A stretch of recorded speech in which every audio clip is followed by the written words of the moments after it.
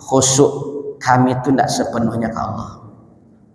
Kami sholat menghadap Allah, tapi pikiran kami masih ke dunia aja baru. Apakah sholat kami yang bantu iko diterima Allah tidak? Panjang mandong Nabi waktu itu Bapak, sampai Nabi menangis. Sahabatnya pun heran, kok pertanyaan kau menyinggung Nabi bantunya gitu.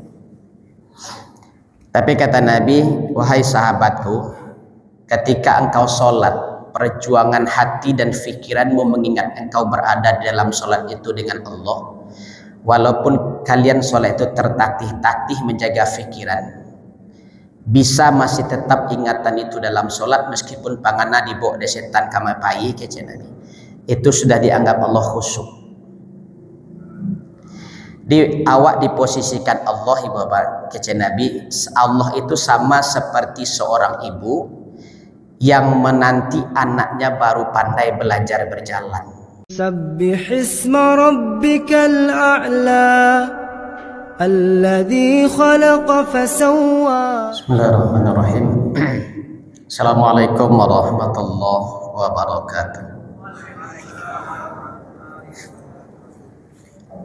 Alhamdulillahirabbil alamin. Wa bihi nasta'inu ala umuri dunya waddin. Asyhadu an la ilaha illallah wahdahu la syarika lah. Wa asyhadu anna Muhammadan abduhu wa rasuluh sallallahu alaihi wasallam. La nabiyya wa rasula ba'da, amma ba'd. Tsumma qala Allah ta'ala fil Qur'anil Karim, a'udzu billahi minasy syaithanir rajim. Bismillahirrahmanirrahim. Alladzina hum ala salatihim daimun. Tsumma qala aidha alladzina hum fi salatihim khashi'un. Wa qala aidha alladzina hum an salatihim sahun. Surah Al-Ma'arij, surat yang ke-70 ayat yang ke-23. Kemudian surah Al-Mu'minun, surat yang ke-23 ayat yang kedua. Dan surah Al-Ma'un, surat yang ke-107 ayat yang kelima. Syukur kita pada Allah, alhamdulillah malam ini Allah masih memberikan kita hidayah. Alhamdulillah kita masih diberikan Allah kekuatan untuk bisa hadir ke masjid guna menunaikan ibadah subuh, ibadah maghrib berjamaah, dan juga hadir di kajian ilmu yang insya Allah selalu diberkahi Allah dan selalu didoakan para malaikat Allah. Salawat dan salam kita doakan kepada Allah semoga selalu dilimpahkan buat junjungan kita Habibullah Muhammad sallallahu alaihi wasallam. Allahumma salli ala sayyidina Muhammad wa ala ali sayyidina Muhammad. Bapak sidang jamaah ba'da maghrib rahimakumullah. Malam ini kita kutip 3 ayat di dalam surat yang berbeda, yaitu di surat Al-Ma'arij ayat yang ke-23, surah Al-Mu'minun ayat yang kedua, dan surah Al-Ma'un ayat yang kelima. Di mana ketiga ayat ini sama-sama Allah mulai dengan kata alladzina hum, kemudian sholatihim. Di ketiga ayat ini Bapak Allah berbicara tentang sholat, mereka yang berada di dalam sholatnya kata Allah. Tapi tentang masalah sholatnya Allah memberikan kata sambung yang berbeda, sehingga ketika kata sambung atau harfu jar yang Allah berikan ketiga bahasa tadi, ketiga ayat tadi, maka makna dan konsekuensinya berbeda Ibu. Di dalam surah Al-Ma'arij surat ke-70 ayat 23 kata Allah, alladzina hum ala sholatihim daimun. Mereka yang selalu menjaga kekekalan sholatnya atau dawam. Mereka tetap menjaga sholatnya terus menerus, tidak pernah putus dan tidak pernah mereka tinggalkan. Tapi kata sambung yang Allah gunakan di antara ayat sholat itu adalah ala, alladzina hum ala sholatihim daimun. Ala itu kalau dalam bahasa Arab artinya di atas itu. Jadi maknanya ketika sholat itu tetap mereka kerjakan, mereka jaga dan tidak pernah mereka tinggalkan, tapi posisi sholat itu masih di atas diri mereka. Artinya apa ya Bapak?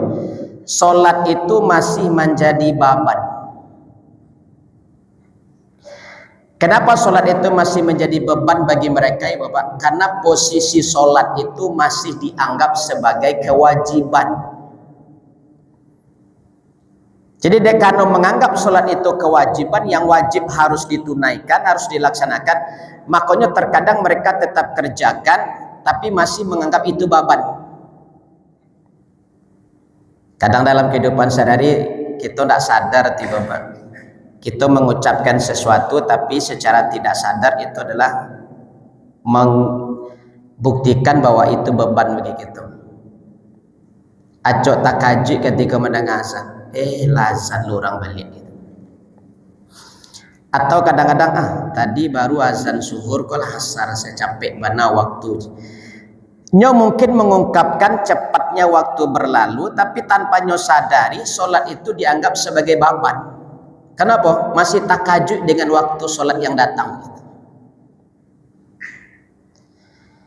Jadi mereka tidak memperhatikan waktu-waktu sholat. Jadi begitu orang azan itu takajud, lah azan lo balik. Tadi baru zuhur, gini lah asar, capek mana waktu. Itu kan seolah-olah sholat itu masih beban. Tapi meskipun demikian nih Bapak, Allah masih tetap memasukkan mereka ke dalam surga. Tapi surganya alun jalih nih Bapak. Itu ayat 35-nya Allah katakan, ulaika fi jannatin mukramun.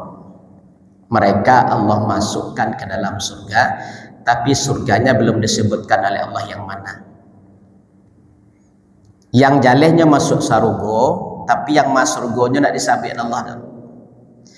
Dari 7 macam surga yang Allah sebutkan namanya, bagi mereka tidak Allah tentukan yang mana surganya, tapi tetap masuk surga.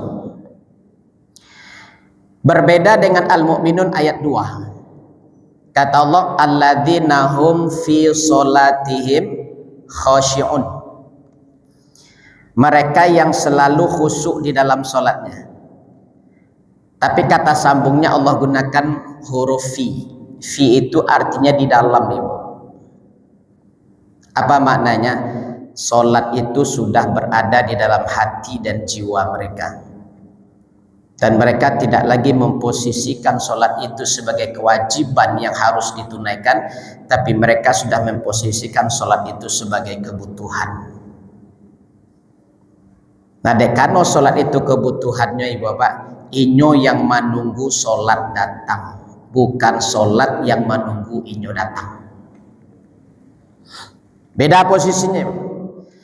Kalau inyo yang menunggu waktu sholat datang, berarti inyo tahu jo waktu sholat. Jambara zuhur, 2 baleh 28 misalnya, 2 baleh lewat 10 nyolah siap-siap lah, bau 2 lambi perlengkapan sholat, 2 baleh 20 nyolah berjalan ke masjid, masih ada sisa waktunya bisa sholat sunat tahiyat masjid, kalau masih ada pun waktunya masih bisa berzikir menunggu azan masuk. Inyo yang menunggu, seakan apa? Inyo butuh, maka inyo yang menunggu sholat, bukan sholat yang menunggu. Kalau yang pertama tadi lah azan orang baru kata kaji lah azan. Kadang-kadang datang, kadang-kadang tidak letu. Tapi kalau mereka yang butuh dengan sholat, mereka yang menunggu sholat.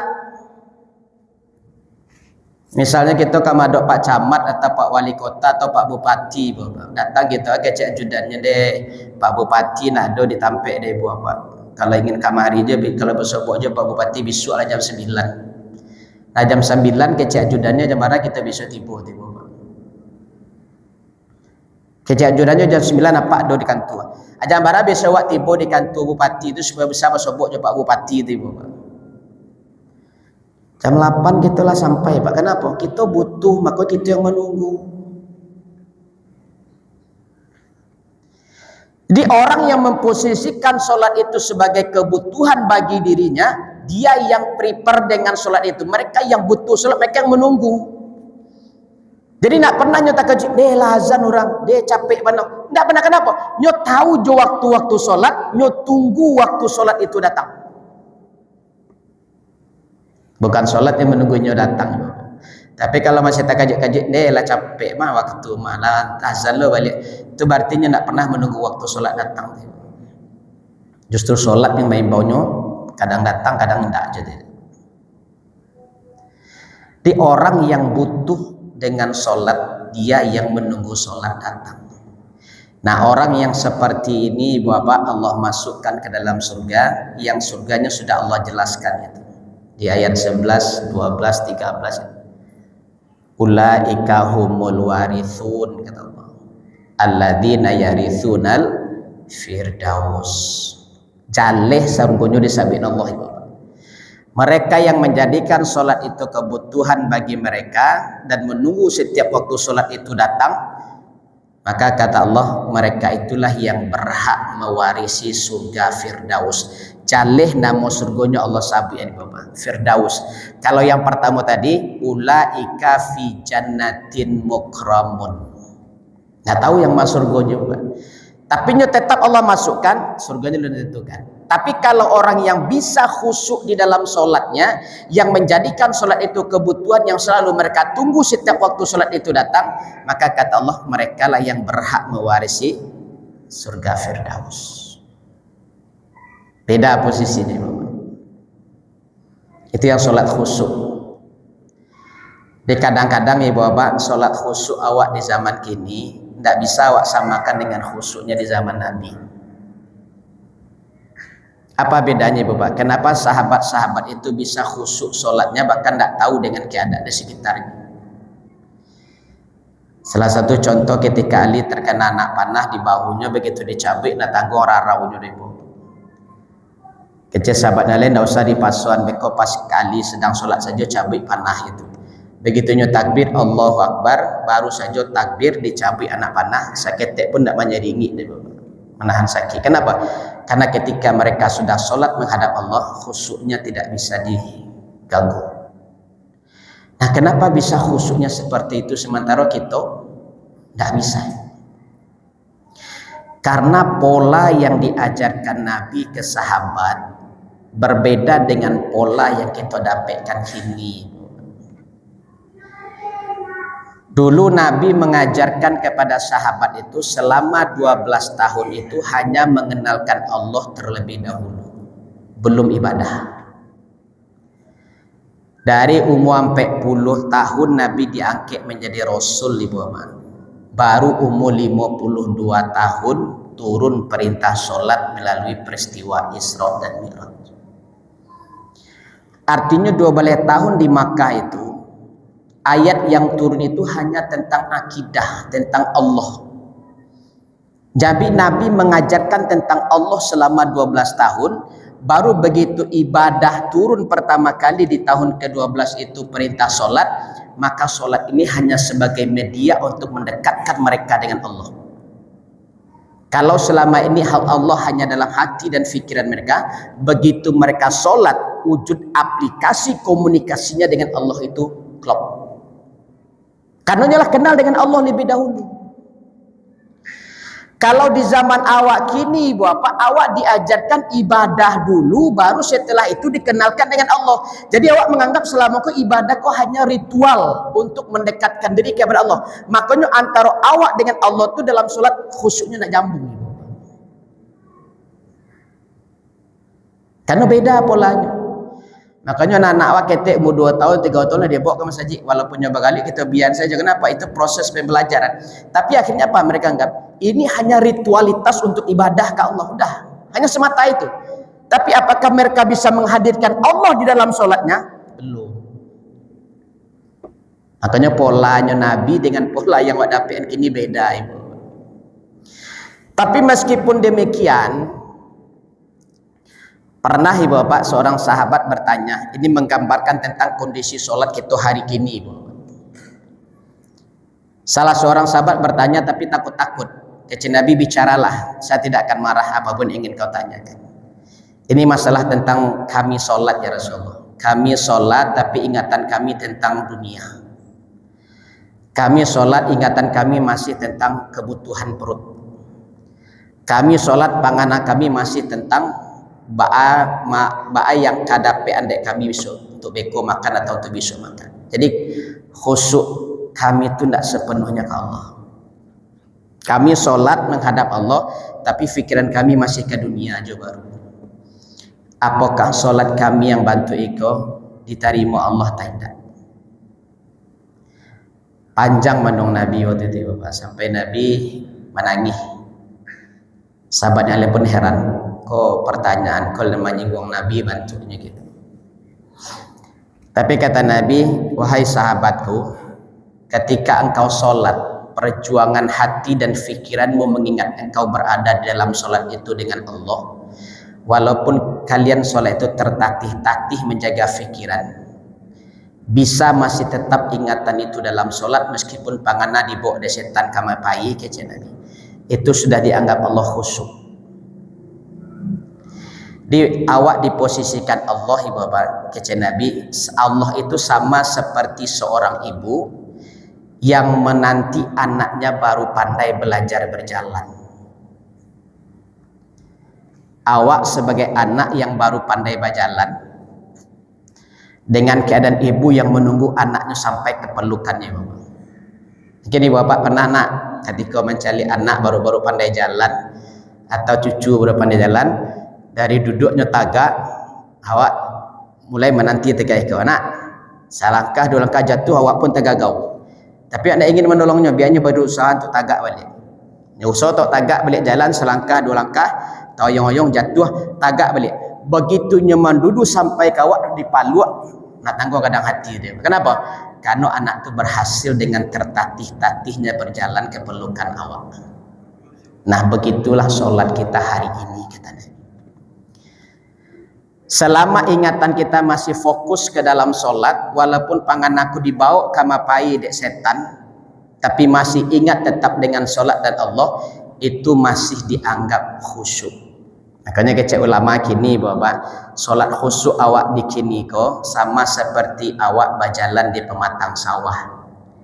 Pematang sawah ko ndak lo gadang deh bapak, salaweh tapak kaki lo. Tujuan jauh kamu ke pondok. Awak membawa barang harus berjalan melewati pematang itu untuk menuju ke pondok itu. Selangkah dua langkah jatuh.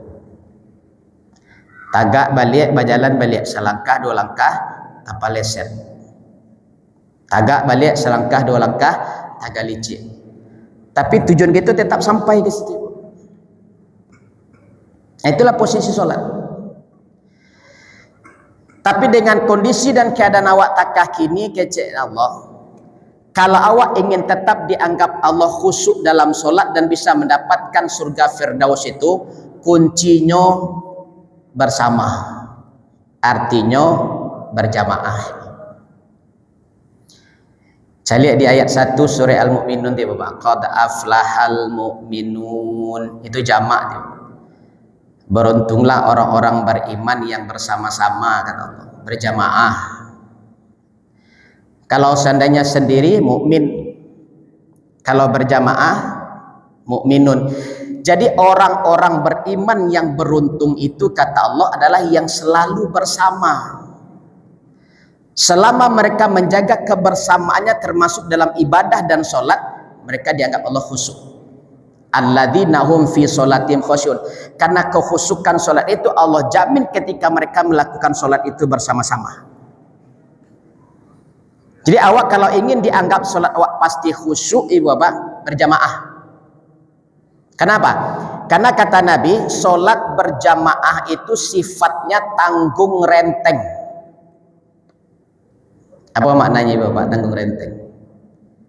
Seorang yang berbuat sadonyo menanggung akibat. Dia kata Rasulullah, jika engkau ada masalah yang begitu berat sehingga semua fikiranmu terfokuskan ke masalah, sehingga engkau sholat pun, kata Nabi, terkadang fikiranmu lebih banyak ke masalah daripada kepada Allah. Tapi selama kita berjamaah sholatnya ibu bapak, Allah tetap anggap khusyuk. Dia awak sholat, fikiran kama-kama kuah. Sedang ada masalah, kadang wak mencari solusi, kamalah masalah kau kadi selesai, kasih kami ngecek, kasih kamado. Kadang wak pikir dalam solat ibu. Nah, selama kita solat berjamaah, kata Nabi, kalau ada salah seorang dari yang ikut solat berjamaah itu bisa khusyuk, apakah imamnya atau salah seorang dari makmumnya khusyuk solatnya, maka yang lain semua yang ikut solat berjamaah dianggap Allah khusyuk. Itu hebatnya salat berjamaah. Jadi kalau ingin dipastikan salat kita khusyuk, maka kata Allah, pastikan selalu berjamaah. Makanya Allah katakan di awal tadi, qad aflahal mu'minun. Yang beruntung itu adalah orang-orang beriman yang menjaga kebersamaan. Termasuk di dalam salatnya, kalau nyo salat bersama-sama, artinya nyo berjamaah, berarti salatnya Allah anggap khusyuk. Karena selalunya berjamaah, selalu dianggap Allah khusyuk, maka mereka itulah yang mewarisi surga Firdaus. Kalau awak solat surang, tak solat tangguang surang ya bapak. Ndak khusyuk tangguang surang, ndak fasih tangguang surang, kurang barasih pakaian awak tangguang surang. Tapi kalau lagi berjamaah, tanggung renteng. Seorang yang fasih bacaannya, sado yang ikut berjamaah dianggap fasih. Seorang yang bersih pakaiannya, satu yang ikut salat berjamaah itu dianggap bersih pakaiannya. Itu hebatnya berjamaah ibu. Dan kata Nabi di hadis Muslim, sifatnya setan mengganggu orang sholat sama seperti serigala memangsa kambing. Caranya serigala memangsa kambing ibu bapak. Yang diintai serigala itu kambing yang tak pisah surang. Serigala tidak pernah menangkap kambing dalam gerombolan, tidak pernah. Pasti diintainya mana kambing tak pisah dari gerombolan, tak panci surang, kawan lebih berjalan, nyo asiknya makan pasti tungkin di situ, tinggal dari kawannya selesai di serigala. Itulah sifatnya hewan predator. Singo mana tak itu tuh, baranalah gadang sapi di hutan itu, asalnya tak pisah surang, habis selesai deh. Artinya apa itu bapak? Kalau kata Nabi tadi sifatnya setan mengganggu orang sholat sama seperti serigala memangsa kambing, artinya yang diincar oleh setan itu adalah orang yang sholatnya surang. Makanya marasai dinya ibu bapak. Habis-habisan nyo hajar dek setan di situ kalau sholat surang. Bahkan saking sanangnya hati setan menculik orang sholat surang. Bahkan eloknya setan tu ketika sholat surang ibu bapak. Cobalah ketika ibu bapak mencari barang hilang, tidak bawa sobok dong, tadangnya orang asal, sholatlah surang. Tunjuknya dari setan di mana letaknya tu. Itu tak ya cinya. Ya awak dalam sholat baru kata takbir baru ditunjukkan di mana. Panganalah macam-macam bang tu. Mungkin ibu bapak pernah merasa tu kalau lah sholat surang ada barang dan hilang, sobok tu. Karena sifatnya setan tak itu, manganan hendak takana maingian lupa. Tidak ada dalam panganan udah tiba diingatnya dalam sholat. Kalau sholat surang.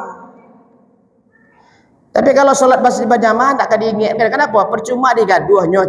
Selagi ada yang khusyuk, selamat sholat.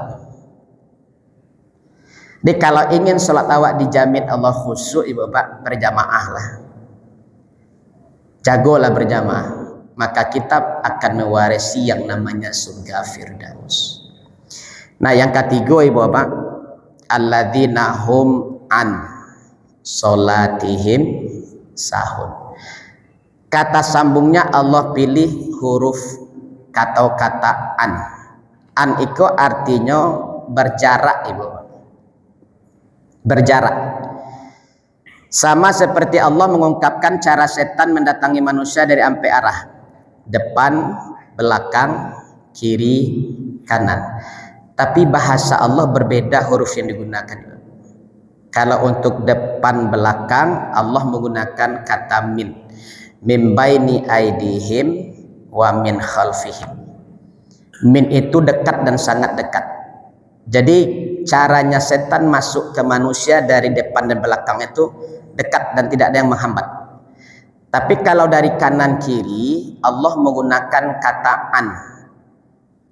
Wa an aimanihim wa an syama'ilihim. Artinya dari kanan kiri ada jarak yang membatasi antara setan dengan manusia. Siapa ibu bapak? Malaikat.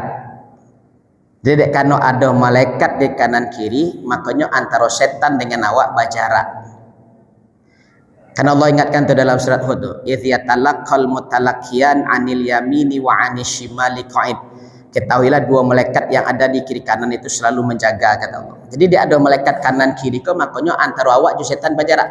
Makanya wa an aimanihim wa an syama'ilihim. Tapi kalau depan min baini aidihim wa min khalfihim. Beda hurufnya ibu. Sama dengan kata solat tadi, alladzina hum an. Artinya apa itu Pak? Antara dirinya dengan solatnya berjarak, tidak klop. Artinya makna solat yang dikarajakannya tidak menyatu dengan dirinya. Sehingga dia tidak menyatu tadi, aplikasi solat itu dalam kehidupannya tidak nampak. Makanya Allah katakan sahun, lalai. Jadi sahun itu ibu bapak bukan hanya sekedar mengundur-undur waktu pelaksanaan solat.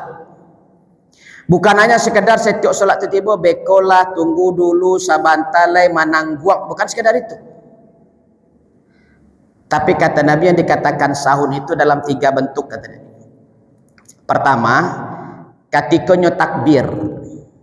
Allahu Akbar. Allah Maha Besar. Dalam salat mengucapkan takbir Allahu Akbar, Allahu Akbar, Allahu Akbar. Tapi dalam kehidupannya setelah solat, Allah tidak ada perannya paling besar dari ini.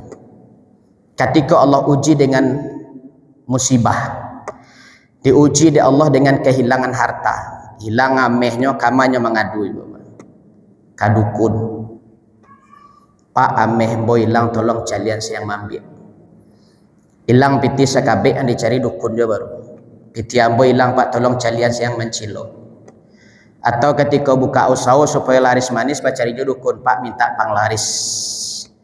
Kau berang jurang sebelah pak ancuan usaha orang kau biar ambo senang tinggal seorang lain itu apa? Agi kabaji. Ketika nyo solat Allahu Akbar, tapi di luar solat dalam kehidupan nyo nak ada mengatakan Allah Maha Besar. Yang lebih gadang itu dukun dia. Yang lebih berperan itu dukun dia. Itu lalai namanya itu. Yang kedua, ketika nyoruku merendahkan diri di hadapan Allah, ketika mereka sujud menghinakan diri di hadapan Allah dalam solat. Begitu selesai solat, nyorendahkan orang, nyohino orang. Itu lalai itu. Diremehkan orang, dipandang rendah orang, dihina orang, dicimeeh orang, menyombongkan diri di hadapan orang. Itu makna sujud dan rukuknya ketika sholat jauh. Itu makanya an kata Allah. Yang ketiga, akhir dari sholat kita salam. Salam kanan, salam kiri. Assalamualaikum warahmatullahi. Awak doakan orang di sebelah kanan supaya selamat. Di kiri pun awak doakan orang di sebelah supaya selamat. Walaupun kadang-kadang dalam sholat itu kaki sedang canggung-canggu aja bu. Sedang canggu ampu kaki itu kadang terduduk ada orang sebelah. Nah, ini tiap imatu tapi tetap juga doakan selamat. Tapi dalam kehidupan sehari-hari bu, yang ucapan salam sebagai arti perdamaian itu tidak damai. Dalam sholat salam kanan, salam kiri, didoakan orang selamat, doakan orang selamat. Tapi dalam kehidupan sehari-hari, muka belakang indah bailoan, kiri kanan tidak bersapuan. Lalai itu. Asa kita rajin sholat tapi tidak bailoan juga kiri kanan, muka belakang, itu sahun. Apa ancaman Allah Bapak? Di ayat keempatnya, fawailul lil musallin. Wailun untuk orang yang sholat. Wailun itu Bapak bukan neraka ya. Dari 7 nama neraka tidak ada neraka wail. Wailun itu dalam tafsirannya adalah kawah yang menganga di dalam neraka. Latak wailun itu di jahanam. Jadi bukan neraka, tapi kawah atau lubang besar yang ada di dalam neraka itu, di jurang neraka atau di dinding neraka. Itu wailun. Makanya kata Nabi, seburuk-buruknya neraka adalah jahanam. Bahkan neraka yang paling ditakuti oleh iblis adalah neraka jahanam. Tapi kata Nabi Bapak, jahanam itu sendiri takut dengan wailun. Kira-kira apa posisinya gitu Bapak? Iblis takut jo jahanam, tapi jahanam takut jo wailun. Artinya apa? Posisi wailun itu lebih mengerikan dari posisi jahanam itu sendiri. Jadi bagi bapak yang masih acok kadukun, minta kabaji, minta penglaris, masih suka mahino merendahkan orang, masih ndak basaponyo kiri kanan muka belakang, siap-siaplah sampai kita di wailun. Pasti itu janji Allah. Makanya kalau ndak ingin kita solat tapi masuk wailun jo, elokanlah balik hubungan ibu. Kece Nabi ndak usah bertegur sapa, tidak perlu berjabat tangan, yang penting bertegur salam atau berjawab salam. Di hadis Bukhari Muslim kata Rasulullah, kalau ada di antara kalian yang belum berbaikan lebih dari 3 hari, sekiranya mereka berpapasan di jalan, pasti keduanya saling buang muka. Itulah pasti ya Bapak. Nah kata Nabi, siapa di antara mereka yang berani mengucapkan salam, maka langsung Allah terima amalnya kembali. Jadi kalau bajawek kato pasti baca kak balik, bajawek tangan pasti baca kak balik. Tapi kalau bajawek salam, insya Allah damai. Jadi daripada ibu bapak nanti batahan jo ego awak, jo karih arang awak sehingga sampai kini ndak jo bailoan, tapi awak tetap jo solat, itu wailun. Sampai kita di wailun. Karena ke posisi neraka itu 3 tuh. Di atas, di tengah, di bawah. Di atas ya tuh orang beriman yang masih kalah amalnya dengan dosanya, sehingga nyo dibaka Allah di posisi atas, liye ke bawah dibaka, liye ke atas dibian tinggal. Tuh. Yang di tengah orang kafir, ujung rambut sampai ujung kaki tak bekas adanya. Yang ketiga paling bawah itu orang munafik. Innal munafiqina fid darkil asfal minan nar. Jadi kalau neraka yang paling bawah paling mengerikan di bawah. Sementara surga paling atas yang paling mulia. Itu makanya darajah. Fi kulli jannatin darajah kata Rasulullah. Setiap surga itu mi'ata darajah, ada 100 derajat. Makin tinggi makin baik derajatnya. Tapi kalau untuk neraka darokah, jurang yang paling dalam. Makanya orang munafik itu kata Allah darkin. Darkin itu dari kata darokah itu. Darokah itu jurang yang paling dalam. Jadi makin dalam neraka itu makin mengerikan. Nah orang munafik di karak neraka, tapi orang yang sahun tadi di lubang yang mengangu di dalam lantai neraka itu. Jadi kalau orang munafik, kalau ibaratkan karpet kok karak ibu bapak, orang munafik di bawah karpet itu ibu. Tapi kalau orang yang sahun tadi, kalau lantai ke lubang bakawah, nyo di dalam kawah itu yang wailun. Nah yang ditakuti jahanam kecil Nabi wailun itu. Mau lebih mengerikan posisinya buat di atas, di tengah atau di bawah. Posisi yang mengerikan itu wailun itu di dalam lubang itu, bara dalamnya nak tahu tuh deh bapak. Wallahu alam itu. Itu maka kecil Nabi tadi. Iblis takut je jahanam, tapi jahanam takut je wailun. Nah orang-orang yang sahun tadi di wailun itu tampaknya bapak. Dia masih suka kadukun-kadukun, dia minta penglaris, minta kabaji, wailun. Yang masih mau nge-ongeh juga bapak, yang masih memandang rendah orang, menghina orang, wailun tempe. Apalagi yang ndak elo namuh bailo-eloan, badun sana, kiri kanan, muka belakang masih ndak je bailoan pasapuan, sementara sholat rajin je 5 waktu ibu bapak, wailun tempe. Maka buanglah ego itu bapak, perbaiki kembali sholat kita. Kalau masih ala sholatihim, baik. Yang terbaik itu fi sholatihim, khusyuk.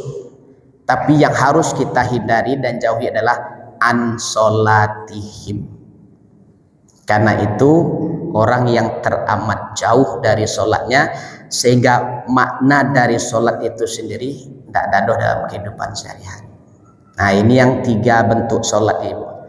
Nah, cobalah tanya diri awak kini, Bapak, posisi awak di mana? Di ala solatihim ataulah menuju ke fi solatihim. Kalau lado di posisi yang 2 kau bertahan nih Bapak, jangan sampai jatuh ke an solatihim. Kalau lah an solatihim tak ada gunanya nih Bapak. Atau makanya mulailah kita perbaiki solat kita Bapak, lihat kembali kondisi solat kita. Belajarlah kita untuk kembali memfokuskan diri kita. Selama ada hal-hal yang menghalangi ibadah-ibadah kita dari Allah, maka hindarilah Bapak. Kalau masih ada Jawa nak nemu beloan kan awak lebih tua darinya. Oh, ambo tua darinya, bolo kan mulai menyapu indak doh. Itu setan namanya Ibu. Sahun itu.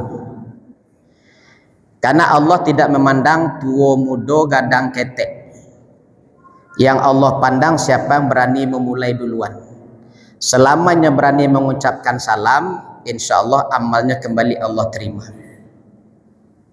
Jadi asabah sobo nyomalengah. Begitulah dake, assalamualaikum. Selesai itu. Cuma dengan mengucapkan salam, kalau dijawabnya berarti amalnya pun Allah terima balik. Nah usah bang ngecek. Baamang kau orang yang ndak bailoknya waktu kalau disapu nak munya menjawab ibu Bapak. Inyo masih takana kecek orang kayak dulu. Ambo masih takana kecek orang kayak dulu.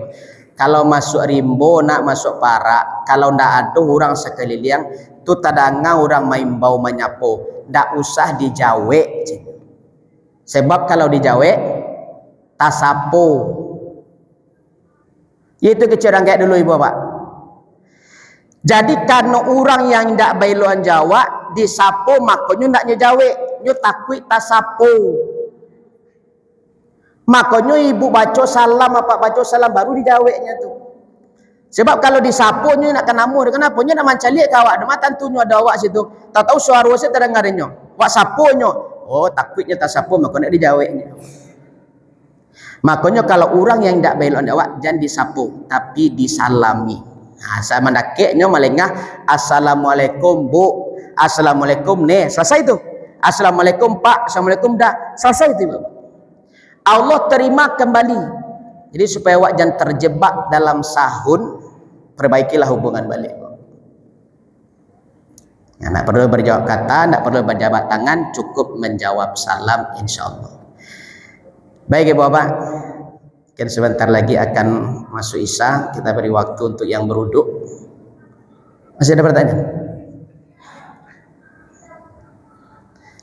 Ada di bawah. Hah? Ada di bawah. Banyak ya.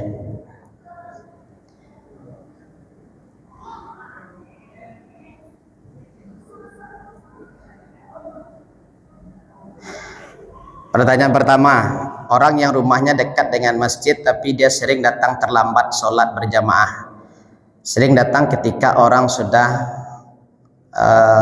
sholat, apakah itu termasuk melalaikan sholat?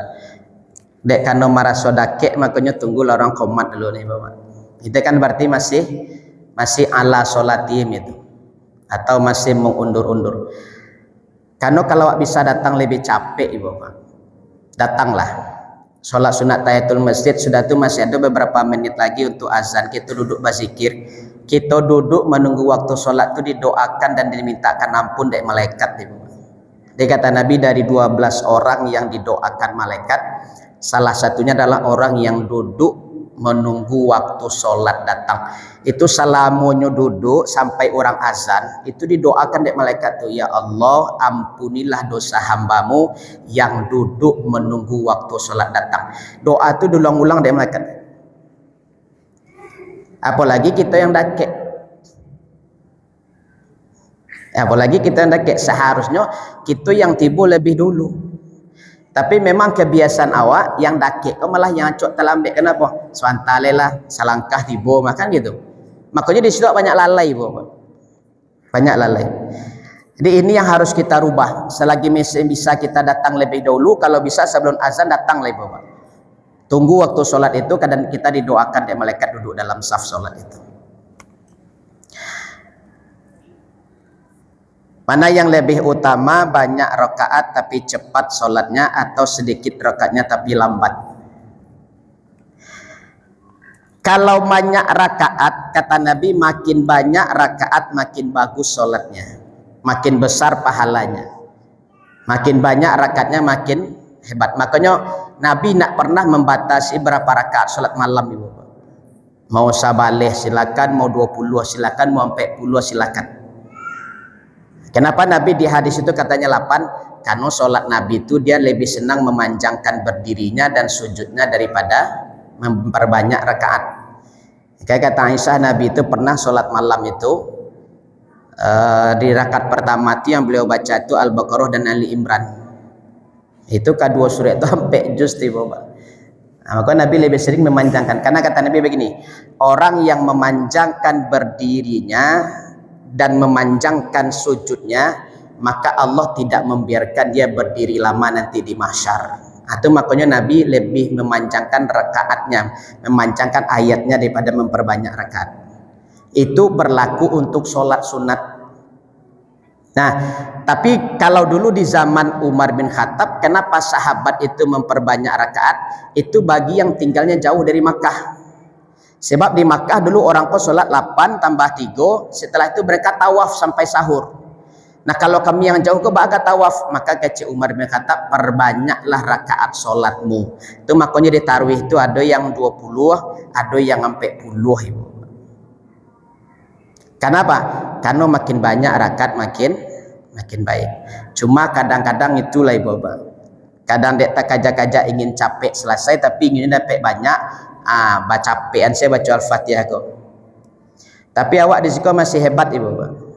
23 rakaat itu bisa sejam atau 1,5 jam. Yang masuk rekor muri pak, 23 rakaat 7 menit pak.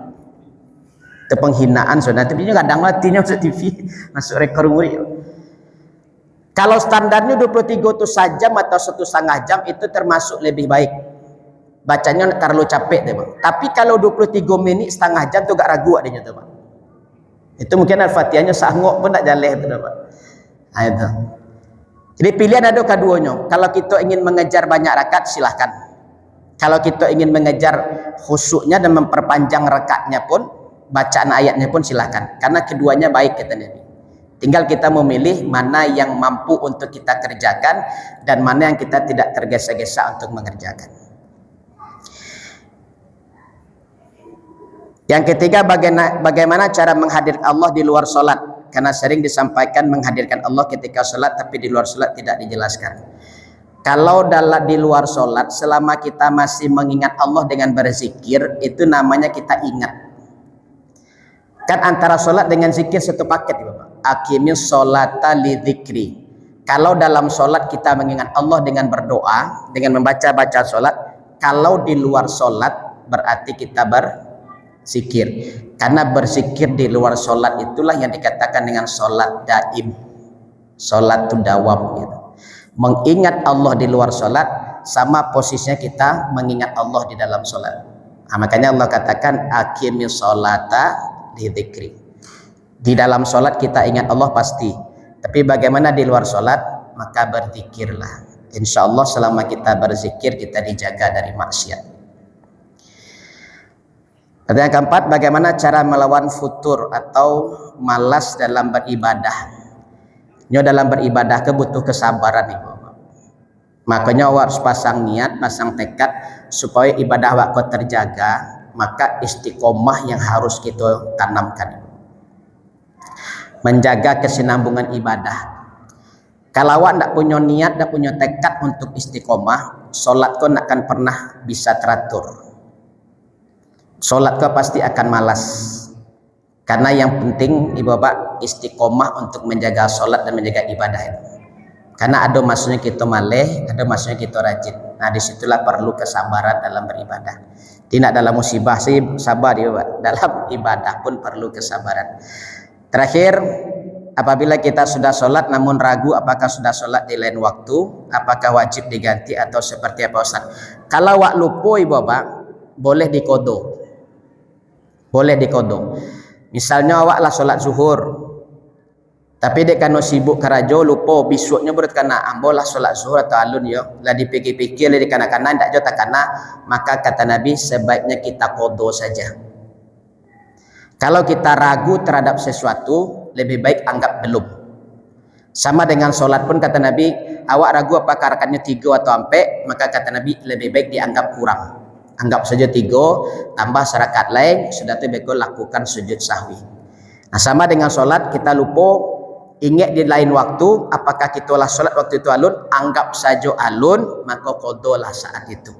Itu jalan yang terbaik yang diajarkan oleh Rasulullah. Jadi Bapak, mudah-mudahan kita lebih bijak dan lebih arif dalam beribadah, dan segala sesuatu yang menghalangi ibadah kita, yang akan menghambat jalan kita ke Allah dan bahkan mempersulit langkah kita nanti untuk mendapatkan ridho Allah, maka Bapak jagalah solat itu. Maka dari 3 jenis solat tadi, usahakan kita ada di ala dan fi solatihim, dan jangan sampai kita berada di an solatihim sahun. Jadi mudah-mudahan kita bisa istiqomah dengan ibadah kita Ibu Bapak. Dan mudah-mudahan kita bisa menjaga kesenambungan sholat kita, dan bisa menjaga kekhusyukan sholat kita, dan terutama bisa menjaga berjamaah dalam setiap sholat kita. Mudah-mudahan ada manfaatnya. Karena sudah masuk Isya, kita cukupkan, kita tutup dengan doa kafaratul majlis. Subhanaka Allahumma wa bihamdika asyhadu an la ilaha illa anta astaghfiruka wa atubu ilaik. Billahi taufiq wal hidayah. Assalamualaikum warahmatullahi wabarakatuh.